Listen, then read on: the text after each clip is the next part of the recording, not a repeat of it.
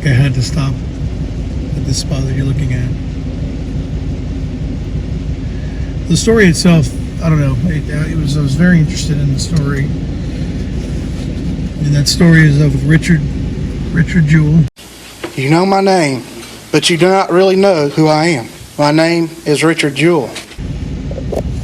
If you're not familiar with it, I guess a good introductory to the story would be to watch Richard Jewell, the film, the Clint Eastwood film. That covers the basics. There's also a series on Netflix that covers it as well, even more so. Basically, this is his apartment. This is Richard Jewell's apartment in Atlanta. It's the Sierra Apartments. And this is where he lived with his mom, right in that door. Apartment F3. He worked security at the Centennial Olympic Park, which I'm going to go into next. So I'll get out and kind of cover the area. This is approximately where he would park. I've only seen pictures in Google, and I just remember like a photo or maybe even a video clip in this scene from the movie, where he comes out and he's bombarded by news reporters and walks to his car and parks within this area. I don't know if it was behind this or in front, but... Did you do it? No, sir, I didn't do this. Yeah, apartment F3. So this would be the building that he lived in. F3. I believe it's upstairs. Turn around and give you a view of the parking lot. It's kind of surreal being here, to be honest with you. Actually, it's not F3. I mean, it is F3, but it's not upstairs. It's right there. Oh, wow. So from this distance, you can see the apartment number.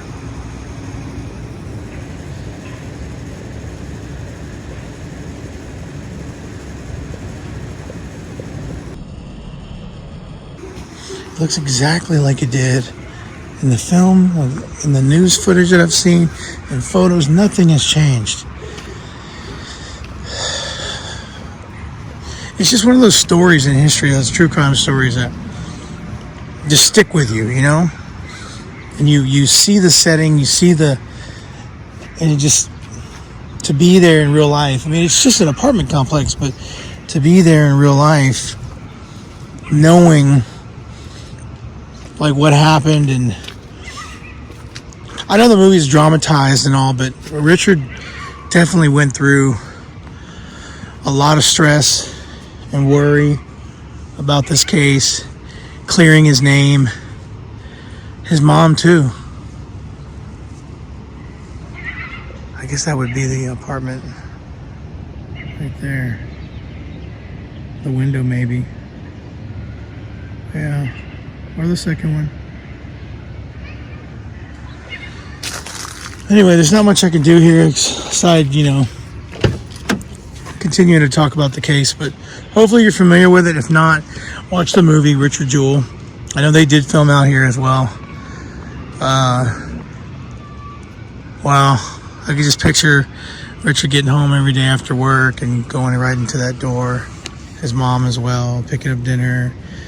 And it's unfortunate what happened to him. He was young. He was in his 40s when he passed away. His mom, there's a clip of his mom saying that it was this case that killed him. What kind of a toll did this take on Richard? I think it killed him. It just deflated him so. He never could get past the stress. You think he died of a broken heart? I do. On our way to the park. Looks like Google is telling me it's closed. So I might not have any luck on getting onto the grounds exactly what I'm wanting to see.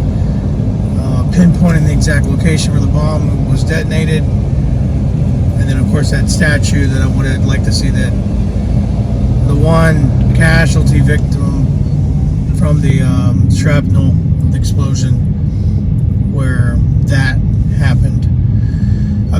It's not looking good that I'm going to be able to get to see those spots, but this is what Richard Jewell would have had to sit through to get to work that day. Of course, this was the 90s, so no telling what traffic was like then. It could have been a lot lighter.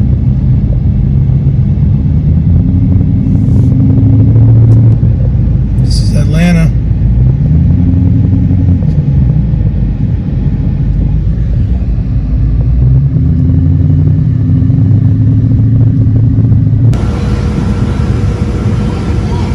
Okay, as expected, it's closed. I am here, the Centennial Olympic Park in Atlanta. Well, I'm at least at one entrance. I want to circle the perimeter and see if there's another angle. There's a specific angle that I'm trying to achieve, I'm trying to get. So I'm going to go around the perimeter and see if I can see more. So here's another angle, another side, which you can do so you can see more of the park. To be honest, the park is a lot smaller than I imagined seeing it in pictures and whatnot. I mean, it's not small by any means, it's just a lot smaller than I imagined. So I talked to a local from where I just came from over there. Gave me the story why it's closed. So in all of 2020, when COVID hit, they closed it down for, period, no access for several months. And he says they recently opened it back, but it's only open Wednesday through Sunday, and today's Monday. So I didn't luck out. It's okay. I can actually see the park. So I was hoping to get a photo right there on the spot. He said that the statue that I'm looking for, the statue throwing the disc, is on that side. I can't see it from here, so I'm going to continue going around the perimeter.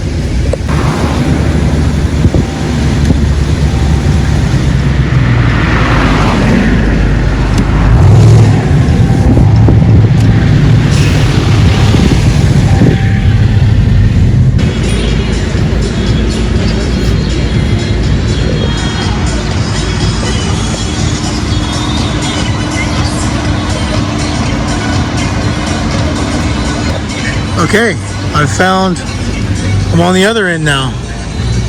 The other end of the park. So I'm going to now. Okay, this is starting to look familiar. It's really a pretty day out though.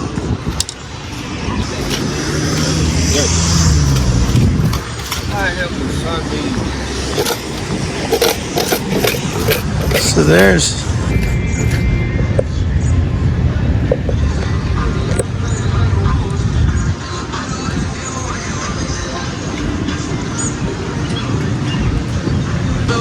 wow.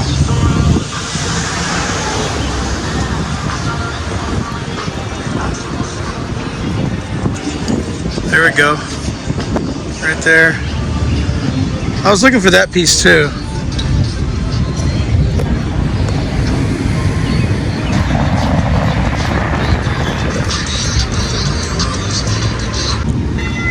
Alright, continuing along, I do see the statue that I'm looking for. Straight ahead to the left. I don't have the map or the image in front of me, but I felt like the concert was held in a corner, maybe that direction in the corner,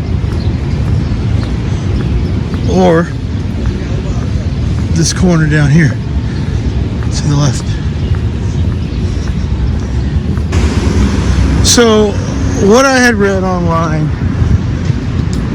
is that you can still see a piece of the shrapnel. I'm calling it shrapnel. Correct me if I'm using the wrong term. A piece of the explosion. It was lodged into the statue. This might not be the right side, but that's what I'm looking for. It's hard to tell. Okay, I just looked at some photos on Google after, just to kind of get up, refresh myself on the bearings on things and what happened where, but there's evidence of the shrapnel. It's embedded in the statue. So I've looked at both sides already, and I'm pretty sure this right here, this little speck right there, is what I was just viewing. There's just not another area on the statue that it could be.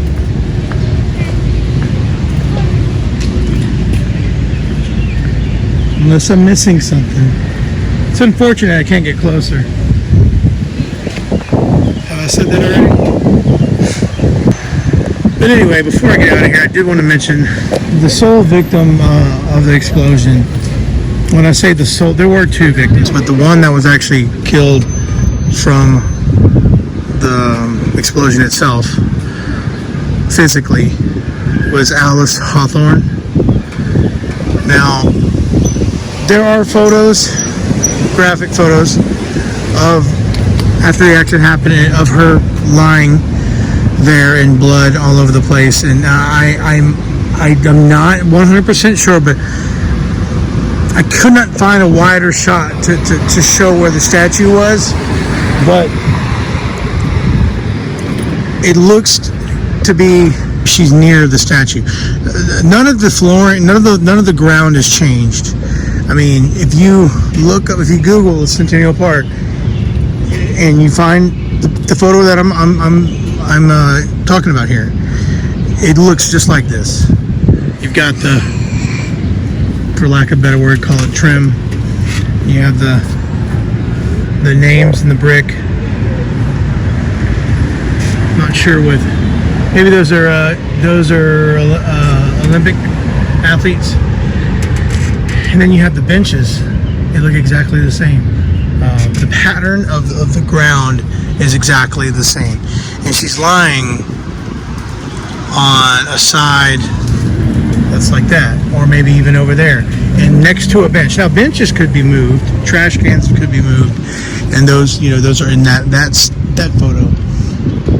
I'll bring in the photo. It is graphic to compare, but this is not the angle, so I'm not going to be able to line up that angle. I'm just not. I can't. For one, I can't get in the park, and two, I can't get that angle the photographer was at the time. I think it's kind of like from above.